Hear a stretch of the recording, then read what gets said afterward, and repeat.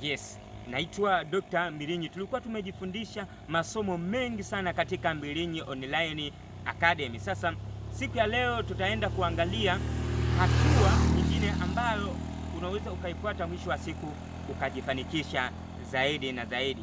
Sasa na hiyo hatua tunasema kujenga mahusiano mazuri au kujenga mtandao mzuri na watu ambao wanakuzunguka.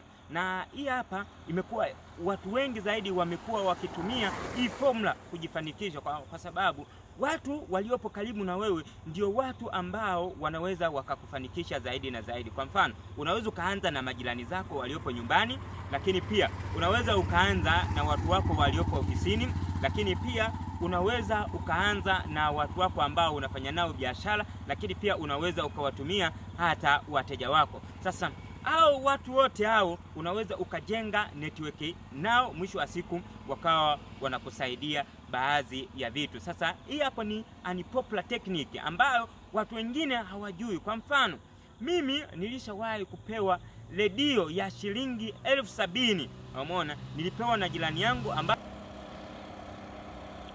umeona? Kwa mfano mimi nilipewa na jirani yangu redio ya shilingi 70,000 ambayo kikawaida mimi nisingeweza. Sasa the way nilivyojenga network yangu nzuri, the way nilivyojenga ukaribu na wale watu, mwisho wa siku au watu watanipatia vitu vingine, watanipatia mitaji, umeona, watanipatia ushauri, umeona, watanipatia resources. Kwa mfano, endapo nikiwa nina njaa watanipa chakula, umeona. Sasa hivi hapo ni vitu ambavyo ni unpopular. Sasa endapo ukawa wewe ukavitumia kwa ajili ya kujinufaisha zaidi, ni vitu vidogo vidogo ambavyo vinafanya kazi kwa kiasi kikubwa zaidi. Na sasa ili uweze kuvipata hivi vitu vyote, basi tafuta kitabu changu cha unpopular technique ambazo kipo sasa hivi mtandaoni. Nenda Google, YouTube, lakini pia unaweza ukakipata pale hata Google. Lakini usisahau kushare, kucomment, kulike